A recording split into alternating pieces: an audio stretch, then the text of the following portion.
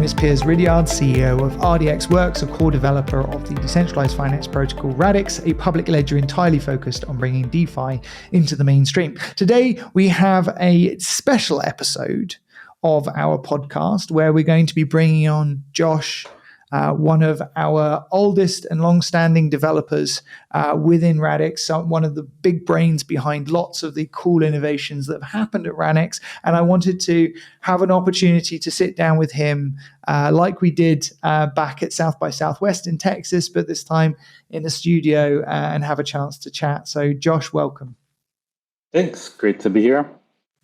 So I think it would be really interesting to just sort of like start with how Josh thinks and why he thinks in this way story. So like start me off, like where did you go to university and what did you study at university? Yeah.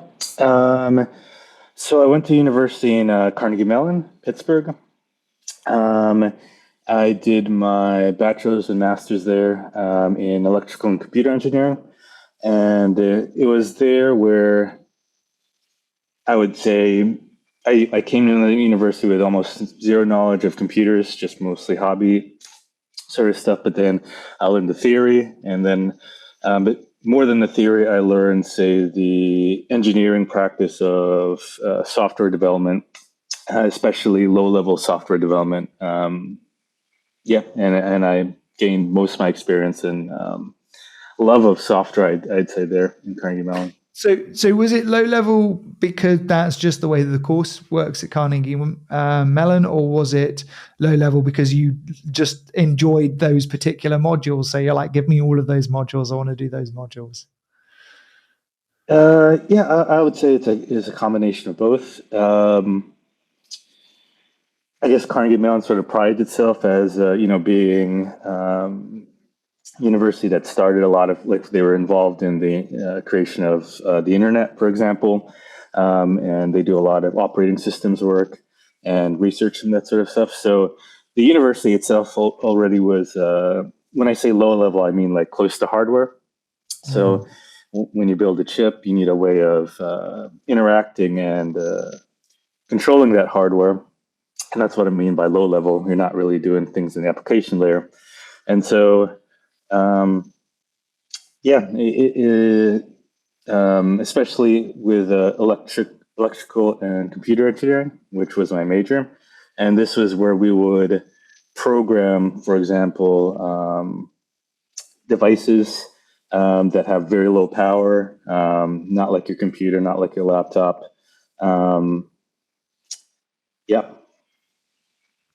so so lots of I suppose very you had to be very careful in how you programmed what you did. You didn't have all of these sort of like guardrails and things that are in the way or help software developers when you're right at the top of the stack. But you're thinking very much in almost in binary. I mean, you are going to be thinking in binary in many cases when you're dealing with the IOs of chips themselves and low level and low power devices. Like, what is your like what lectures or what subjects do you like stand out the most for you in terms of things that have taught you principles that have followed through for the rest of your career? I mean, there are definitely a lot. I mean, one is operating systems work, which just kind of exposed me to how complex a system is in terms of, and then how to build one as well. If there are so many variables, so many things in your system, how do you actually build one in which you confidently know that it works in as well as possible? Another one is, say, embedded systems, which is quite different. So during this time was we didn't really have the web paradigm we have now, where everybody knows how to build web apps. This was, quite a bit before that. With embedded systems, you have none of the processes we have today. Especially because with an embedded system, for example, the computer that runs in your car or computer that runs that maintains the elevator. These are software that you put into these systems that you can never update or change. And so you need absolute certainty that it's going to work. You can't, like, if your elevator breaks, how are you going to update that? You can't just deploy a new software to that. So when you think about how to build those things, you get very different engineering principles. Right. Yeah. And such as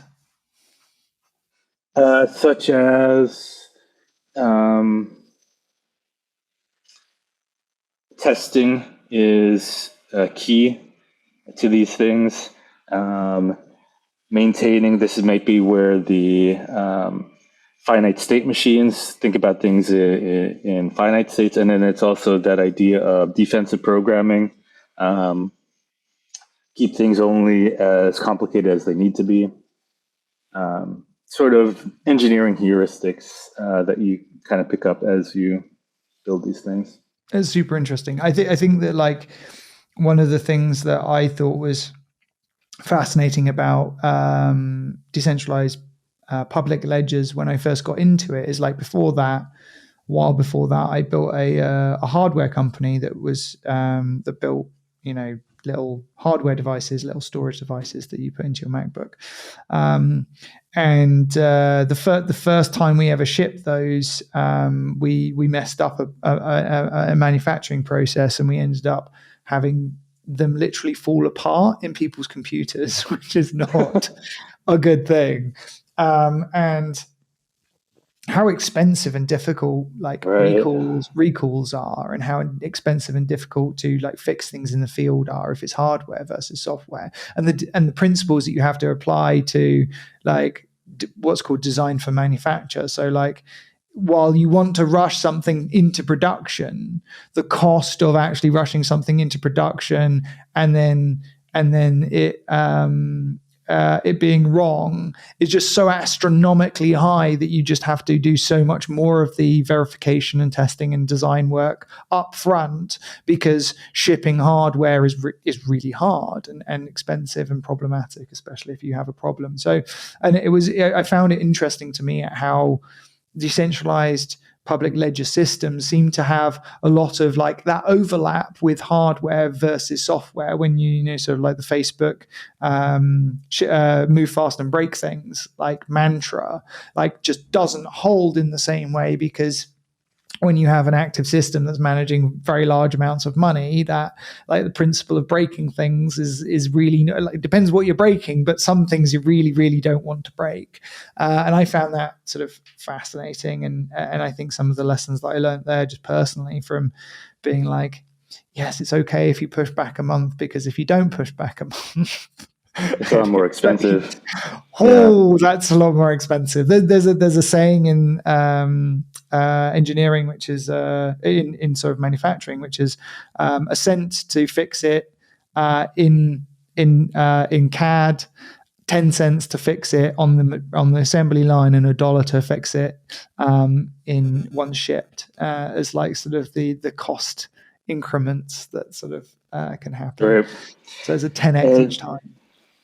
Yeah, and I think that's exactly right. I mean, even in software and different complex systems, the cost of, say, making the wrong decision and then needing to recall back that decision is way more expensive. And so what you actually see in software development and engineering is this idea of, you want to simulate things first, test out the simulation, and that sort of thing. I was in the museum the other day, and this car museum, and they were showing how they make cars. I thought it was so interesting how they still modeled cars in clay before anything else, because it's a very cheap way to simulate the design and everything else. And it's like, we have all these computers now, why are we still doing things in clay? But it's like super cheap simulation, and it's just like the engineering. And how else do you build something that big? And like, I have to say, like, until you've built something physical, it's so difficult to properly explain to someone the difference between looking at it on a screen and it being a physical object that you can interact with in physical space. And when they build it in clay, they don't build it small. They build full, like, Right. actual size, right? It's full size. People, I think a lot of people don't realize that it's a car-sized car out of clay, which is Right. so cool. And I'd find it like fascinating how, I mean, how many problems do they find once they build it in clay? Like, oh shoot, we did this wrong. We gotta go back to the drawing board. But the clay model is just much cheaper than if they Right. built that out already. Right. And you find, like, I mean, at least when I had a 3D printer in my office. And what I realized, the funniest thing I realized is because the first product we made, the tolerances were plus or minus zero point 0.1 millimeter on a bunch of the parts. Now, 3D printer can't do 0.1 millimeters, right?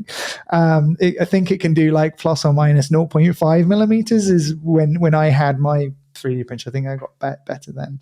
So what I did is I made everything 5 times as big, and I printed it out 5 times as big so I could have a look at the tolerances. And so I had like these, like, because the device we made was really small. So I had these big 3D printed objects that I then would like assemble on the desk after this first time of making the mistake, just to make sure, because it cost me an extra week to print out all of the parts and like to make sure that, because 3D printers are a bit of a bitch a lot of the time.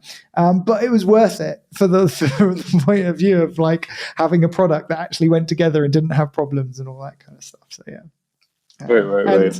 And physically holding something, being able to go, in the drawing, you have the perfect assembly, but when you don't have the perfect assembly and you put it together and you get to see what the difference in the gap tolerances are, and you go, oh, that gap looks a bit big, that's going to look a little shit when the physical product is shipped. I think all of these things are why simulations are so important as well, because you can be like, I think this is going to work, and then you chuck a bunch of stuff at it and it turns out, well, actually it does this weird thing in this state that you just hadn't thought of. Right. And even though that part's really, you could say, like, you want to sit or you feel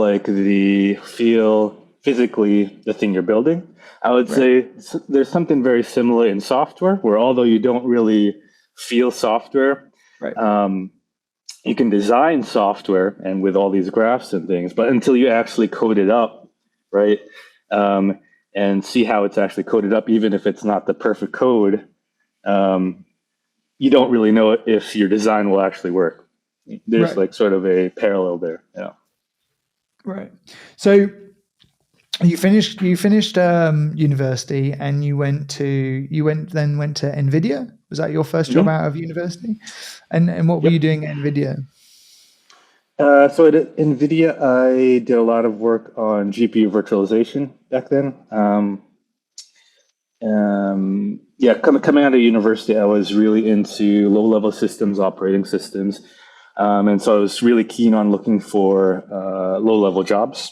Not like low-level, but low-level software jobs. Though I was an entry-level engineer, so I guess you could say both low levels. I joined an awesome team, and we did, I would say it was like a lot of researchy type stuff, which was really cool as well. Essentially, the problem was, how do we virtualize a GPU? There was already a lot of CPU virtualization back then with, say, VMware, and this was sort of the really popular thing at the time. And we were looking into how do we virtualize a GPU.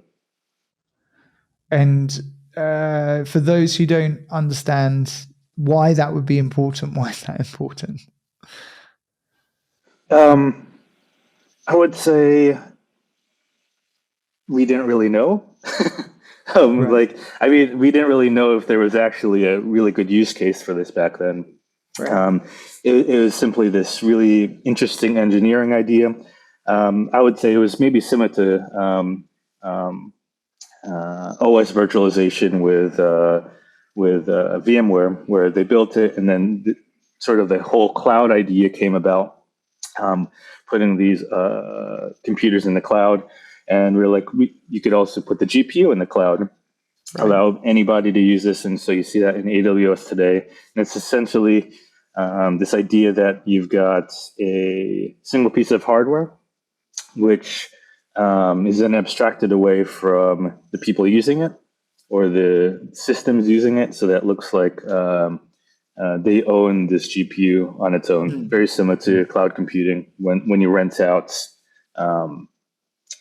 CPU instances online. You're not actually renting a server. You're renting the concept of a server almost that's running, and you can expand or contract how much of resources you're using. And so one physical server in AWS may be running 3 different, things at the same time, right? Exactly. 3 different VMs, but it's all abstracted away from the user using it. Right. And what did you learn? Like, what would you say your main points of personal growth that you went through whilst at NVIDIA? Just systems are damn hard. It's very, very difficult to build such a complex system with many, many layers. And like, for example, in our system, you've got, as in a computer system, you've got the hardware, you've got the drivers running on it, then you've got the operating system, which are running the drivers. And then if you abstract that away, now you've got another operating system running on top of your main operating system. And you can even do that recursively ad infinitum. And in the end, if you're thinking about how does the application running atop, how does it actually execute? You've got this huge stack between the running application and the hardware running at the most bottom. How do you debug? How do you monitor? How do you actually manage such a system? Very, very, very difficult. So I learned, like, I would say, how does one go about building such a system? How does one go about managing a team and that builds such systems? Yeah. Mm-hmm. And what do you like? Systems are hard. I think anyone who spent any time trying to build basically anything, they'll agree with that statement. What did you find that helped make them tractable? Like how did you start to learn to think about systems in a way that made building systems tractable? Yeah, I think it's this idea of doing things conservatively. So build things iteratively. When you're dealing with a complex system, you only want to be dealing with one say feature or issue at a time, because once if you start doing too many things, then it's too difficult to know where. I mean, in programming these systems, you're always going to get bugs, and that's just the fact of life. And the trick is not to avoid them. The trick is to build your systems such that when they occur, you can track them and fix them as soon as possible. And so it's this idea of building everything with that in mind in the first place, rather than trying to build the perfect system up front. Saying the perfect system doesn't exist. Yeah, or I mean, it exists, but we'll never get there. And I think it is very similar to the manufacturing process we were just talking about, where you build things simulated, so that you can catch the simple bugs, then catch the next layer of complex bugs, up until you get to the final thing. But it's never, you never go to the chip or the manufacturing thing directly, because you've come up with the perfect design. Let's just put it into production, and we're good. That Right. doesn't. And actually, you're constantly designing manufacturing. It's the same. You have like tolerances, right? And everything has a Mm, tolerance. And so any supplier you go to, you'll be like, I want this screw, and every single dimension will have a tolerance. So mm, including like how long the screw is, that will vary slightly, or how big the head is, that will vary slightly, or what the chamfer angle is like, that will vary slightly. So if you created a perfect hole for the screw, you would only like one in 5 of your screws would actually fit according to the exact tolerances of that screw. So everything you build has to be built around this idea of everything's going to approximately fit together, but not exactly fit together, and you just have to live with that. And you have to mm-hmm, live because the cost of high precision is so high, right? So, mm, like, if I wanted an exact screw, it's going to go like depending on to what degree of accuracy I can do it. I can go to plus or minus 0.001 millimeter rather than plus or minus 0.1 millimeter. But the cost of that screw for every like zero you add onto it is going to be another 10x or another 100x, depending on right. how small you want to make it. So you've really got to know what you care about, because you think you care about accuracy in engineering, and actually you don't. You just care about approximately right. And some things matter and some things don't. And you just have to design a system. One of the most frustrating things I ever did when I was designing something was I used to build things too small, right? So I Mm-hmm, go, okay, I have the PCB and I know how big the PCB is going to be. And so now I'm just going to engineer everything around a plus or minus like zero point 0.2 tolerance around that PCB. And I've done all of the mm-hmm. design work. And then, oh shit, we need to add a component, and the PCB's got 2 millimeters bigger. Nothing. And now Uh-huh. everything has to be redesigned because I'll have designed it in a certain way. And it's like, Mm, and it's not a single thing, it's all of the components, because you based everything around that dimension, right? And so now, like so if it had a fan and you've now made it wider, it now needs a bigger fan, and you have to find a new supplier for that bigger fan, and you have to have a new it just cascades. And if you don't right. design in that idea that things have to change in size sometimes because one thing moves, the cascading effect is unbelievably frustrating, and I'm sure the same thing happens in software as well. Right. Yeah. I mean, that's exactly right. Like in the complex, I think like the definition of complex system is like where changing one thing in one part could effectively change everything else in the whole system. Um, and so, yeah, when that's the case, like you said, the process in figuring it, process in creating things is quite different. Right, right. So NVIDIA taught you systems are hard, but tractable, and tractable from the point of view of nail everything down as much as you can, bar one thing, and focus on that one thing, and try not to change too many things at once, and try and keep the number of things that any particular part of the system does to a minimum, right? Like, and design in for like this idea that bugs occur, it's a fact of life, just deal with tracking them rather than trying to assume or get rid of them entirely. Um, and so, but you then sort of moved up the stack, right? You left NVIDIA, and I know that you worked at a number of startups, but the sort of Repub Hub was quite formative for you, right?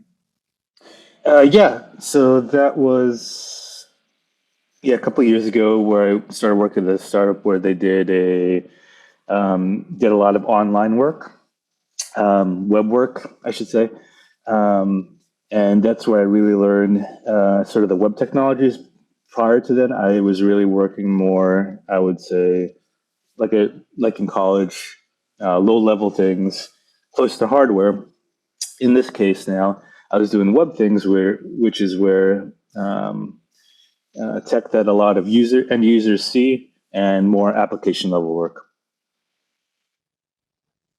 And so what, like, what do you feel you learnt from this sort of like higher level part of the stack? And interestingly, what did you assume going in, and what did you find out like come after being faced with actually trying to build things at the higher level? Yeah, they have quite a different set of problems compared to like the low level. Like for example, the build fast break things is way more applicable because it's a lot cheaper to just you could just redeploy web things all the time, right? That's the beauty about web, and that the front end, the back end, you just push out new code, and all of a sudden it's working again if there's a bug previously. And so just with that simple difference, it changes the whole, say, software process. In that, yeah, now it's very cheap to build things, and you just want to iterate things as quickly as possible to get to the goal of satisfying the end user, rather than, say, building out a stack, which is a little bit more generic. Yeah. I forget what your question is now. I mean, I suppose the question is basically like, if when you see the separation between back end and front end, you often see like both sides of the fence throwing shade at each other for different reasons, right? And like, back end developers often think that they've got the hard job because they're doing the real serious, like, clever stuff, and they've got to do all of this like hardcore implementation, and it's got to be scalable, and it's got to be like fast and performant. And then these guys, they just do pretty pictures, right? And then on the UX UI web stack front end side of things, it's like, well, this is actually what the human faces with, and humans are stupid and they don't do well with complex systems. And so actually what you think of as being simple is actually a huge amount of work, because to make it simple requires thinking about all of this complexity, abstracting it away, and making it into something that a human will actually use. And that's way harder because we're not dealing with APIs. We're dealing with people who come along and click things when they shouldn't, and delete things when they shouldn't, and get into weird places in their menu when they shouldn't, and can't see inside the mind of the developer and go, oh, that's obviously where I should go to do this particular action. That makes so much sense.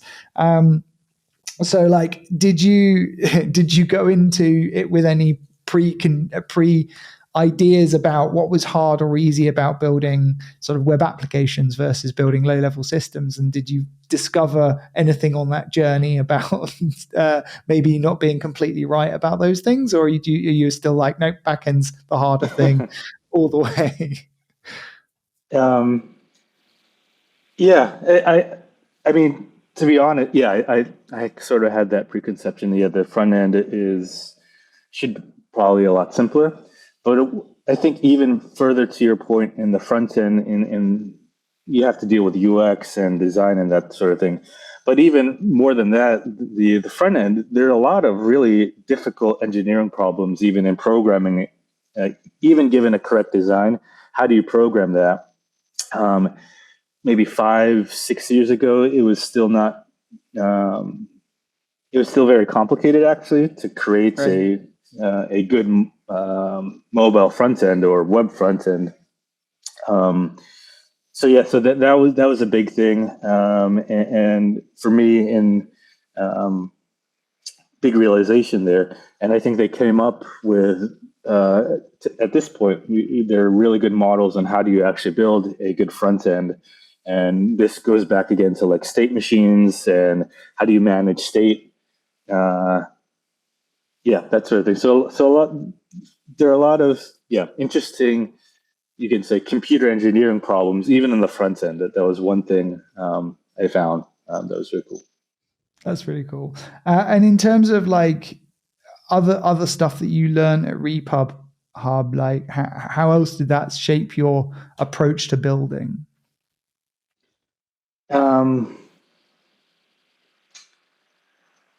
I think it was learning a lot about the front end and the technologies around there, and seeing how powerful if given the right framework, um, the development of applications and apps makes it a lot funner, easier for the end developer because they're less worried about debugging things and that sort of thing. And so I sort of saw like how powerful a correctly created system can be for an app developer.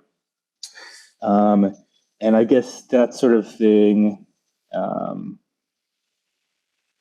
yeah, I would say that was a big thing. And so, like, for example, to be very specific, React Native or React.js and that framework, and then also the Flux framework, which is sort of the back end to the front end. That sort of thing, I'd say, influenced me a lot.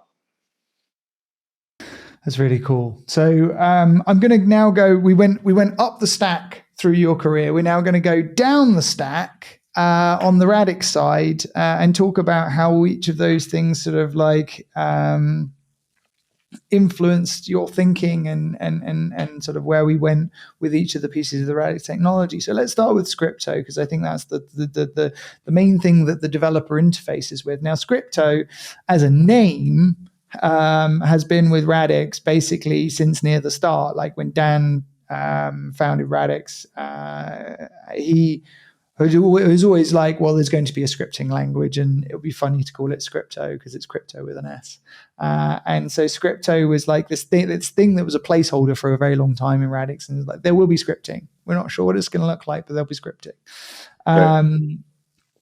And I think that we sort of, we only really picked it up in earnest once we had consensus and the Radix engine really thought through.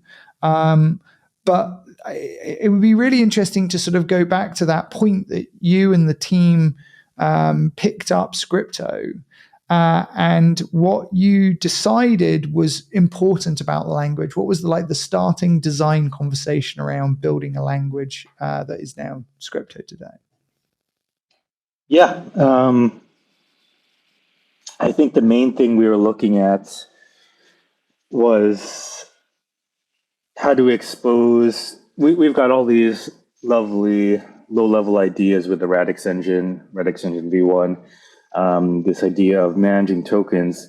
But how do we expose such a powerful idea to the end developer and make it as simple to use from their point of view and hide away most of the complexities that they really wouldn't need to deal with. So we started with, I would say we started from the bottom up and see, given that we've got this super powerful Radix engine, how do we expose that in an interface? What we found though was that it started turning into maybe a language that was too difficult to use. Mm-hmm. Because we were trying to expose too many things in a wrong abstraction. But then having gotten introduced to Rust, I think at some points the connection was made in that what we're doing is we're moving assets. Well, that's what we want to do. And Rust has that idea of movement of, I guess you could say, pointers or that sort of thing in the language. And at some point, we just figured out that we could merge the two ideas together.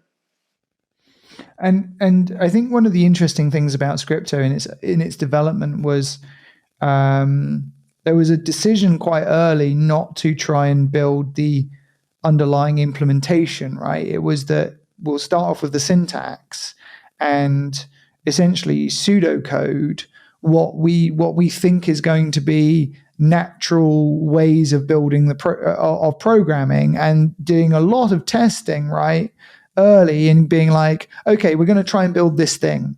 We're going to try and build a DEX, or we're going to try and build a token, or we're going to try and build a whatever.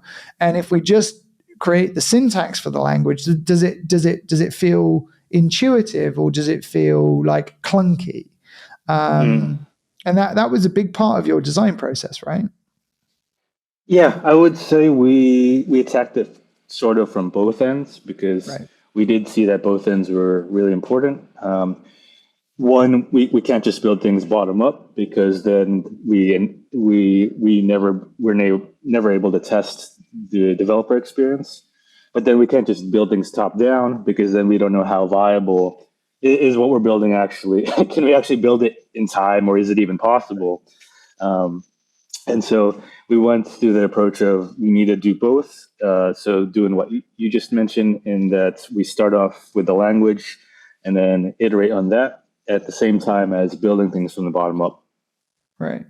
This is really interesting, because again, like it's actually kind of crazy how many design philosophy overlaps there are with like my industrial design stuff, and maybe that's just the way my mind works. But there was a period of time where I just used to read spec sheets. I'd like get like new chips would come out, and I would read the spec sheets, and it wasn't necessarily to make a decision on using that chip. It was just to understand what was possible, like within what price range, what kind of functionality was possible, what kind of interesting things. Because like the way that people build chips, like they're full SoCs, right? System on chips, and they have all of these functionalities. Even a simple Bluetooth chip can do a bunch of extra stuff as well. It's got like signal processing and stuff like this. And so you'd look at it and you go, that's a Lego building block. I'm not sure exactly what that Lego building block is going to be used for, but it's good to understand what that Lego building block is. And that started to give you the design constraints of functionality that you could give to the user, that you could create for something,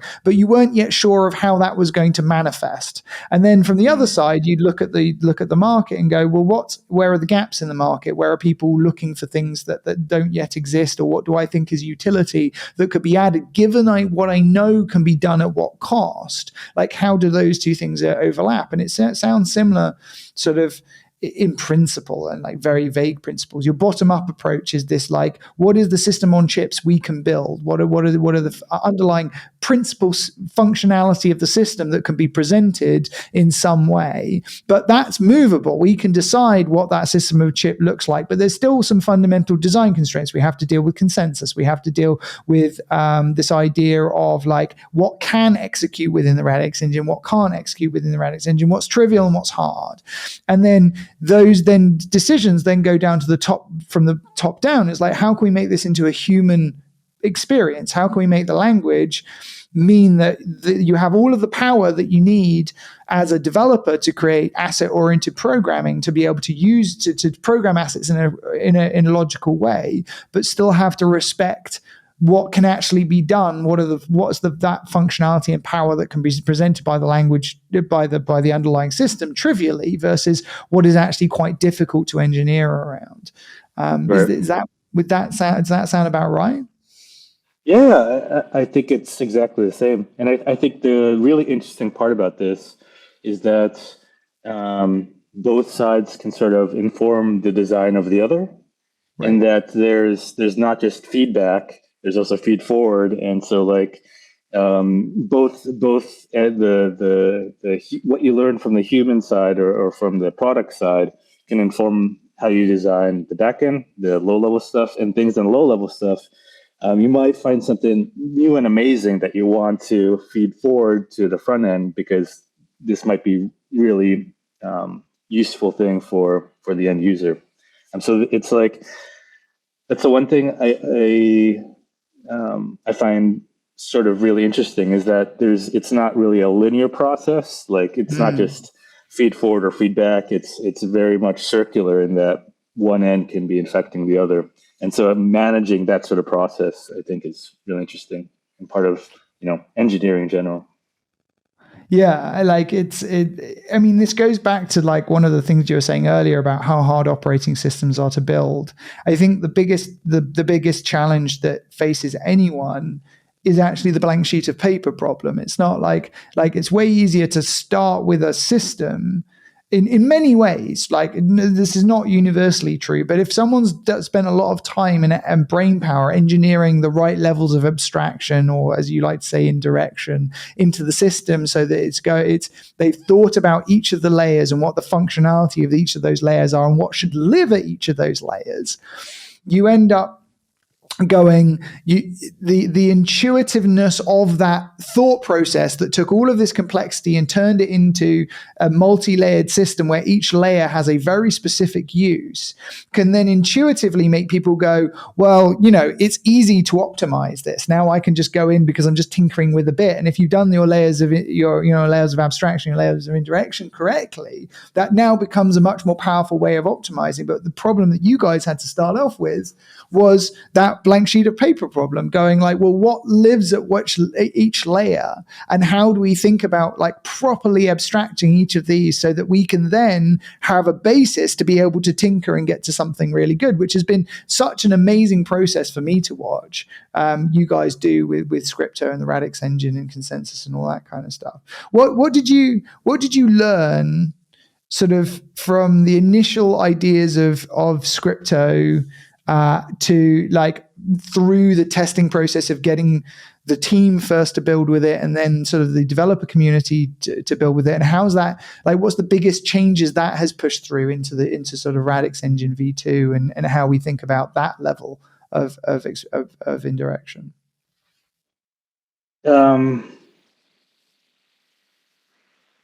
What has been the biggest thing? It's a good question.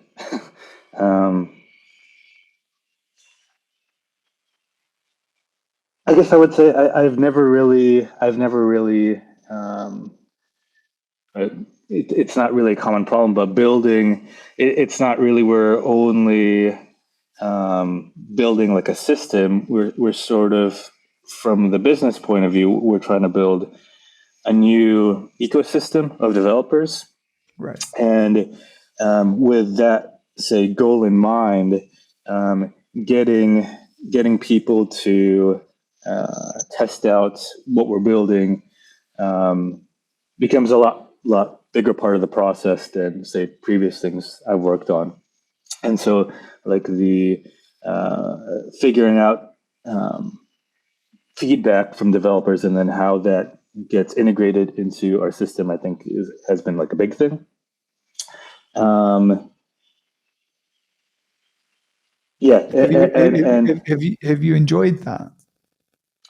Yeah, I mean, as an engineering process, like all this stuff is really interesting to me. But I mean, the point I think I was trying to make is that, like, it's necessary to get that process started, to be able to iterate things. It's necessary to get an end-to-end product as soon as possible, right? No matter how shitty or how bad it looks like in the middle, we just want something to get out that we can start iterating on. And I think that's been pretty interesting.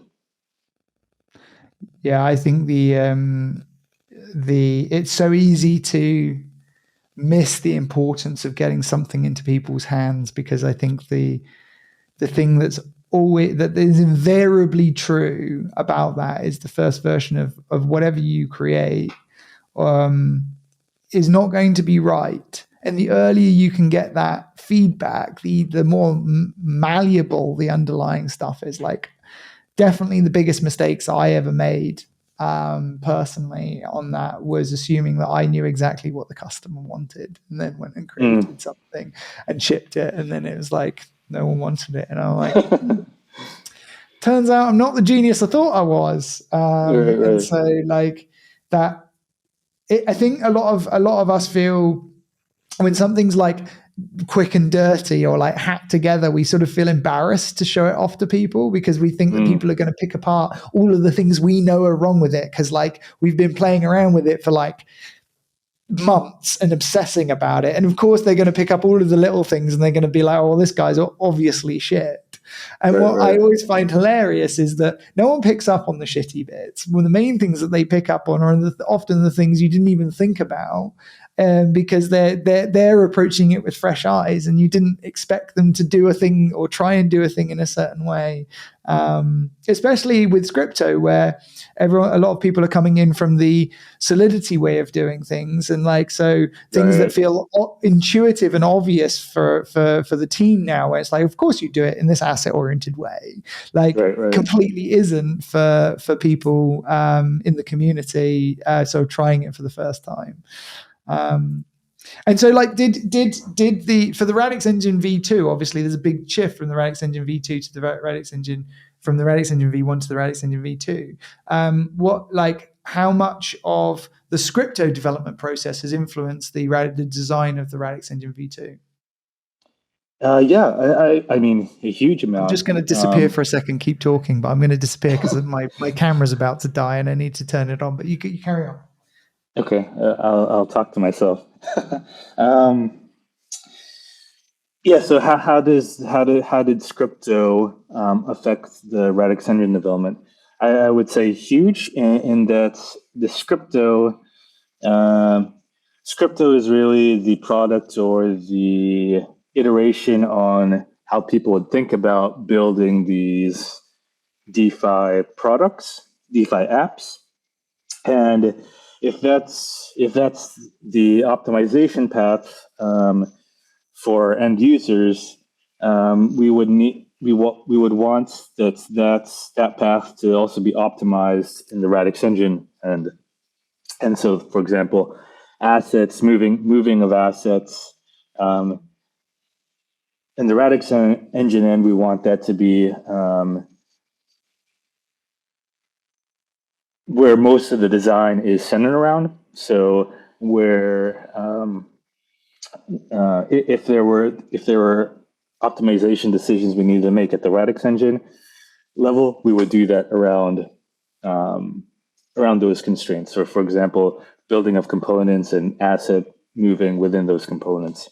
So this would be very different from, say, Ethereum, where they started out with a more generalistic programming model at the bottom, and then Solidity is very generalistic for the end user as well, for the developer. So the way they designed it wasn't really meant for any particular app, but very different for us, where we know very clearly we have a very clear end app, and so we can design things around that. And right, yeah, which is also gets to the heart of one of the tweets that I put out a while ago about sort of the Bored Ape thing, right? Like the Bored Ape team with ApeCoin, Yugi Labs, I think it's something like that. They obviously they not obviously, but they did this NFT auction where they had this new set of NFTs built by the same guys who did Bored Apes. And the NFT auction happened on Ethereum, and people were ending up spending hundreds of thousands of dollars on Ethereum gas fees just to try and mint these NFTs because of that congestion moment that happened on Ethereum.